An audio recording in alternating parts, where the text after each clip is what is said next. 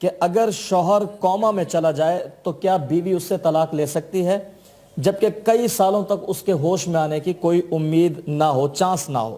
اور طلاق کی کیا صورت ہوگی؟ سوال کر رہے ہیں محمد یوسف اسد ممبئی انڈیا سے۔ یہ بہت بڑا ابتلا ہے اس خاتون کے لیے جس کے شوہر کومے میں چلے گئے ہیں، لیکن اس کا ظاہر ہے کوئی نہ کوئی حل موجود ہے شریعت میں۔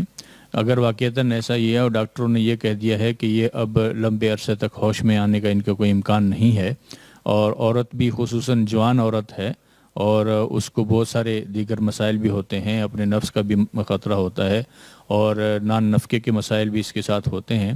تو اس کی صورت یہ لکھی ہوئی ہے فقہا نے کہ ایسا کر لے کہ کچھ علماء کے سامنے جا کے پہلے پیش ہو، اپنے حالات ذکر کرے اور اس کے بعد پھر عدالت سے رجوع کرے۔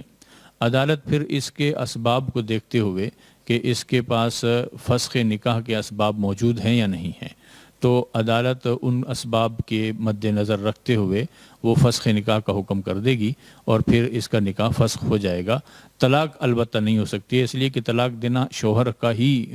کام ہے، اسی کا وظیفہ ہے، اور وہ اس حالت میں ہے نہیں کہ وہ طلاق دے سکے، لہذا طلاق تو نہیں ہو سکتی، البتہ فسخ نکاح ہو سکتا ہے۔ اس کے لیے اس کو عدالت میں رجوع کرنا پڑے گا، پھر عدالت اسباب کو دیکھے گی کہ کون کون سے اسباب موجود ہیں، مثلا اس کو نان نفقہ نہ ملنا، یا اس کو اپنے اوپر فتنے کا خدشہ ہونا، یا اور بھی بہت سارے مسائل ہو سکتے ہیں۔ جو مسائل یہ بیان کرے گی اس کو قاضی دیکھتے ہوئے یا جج جو ہے وہ دیکھتے ہوئے اس کے نکاح کو فسخ کر سکتا ہے۔ بس یہی اس کی صورت ہے اور کوئی صورت نہیں۔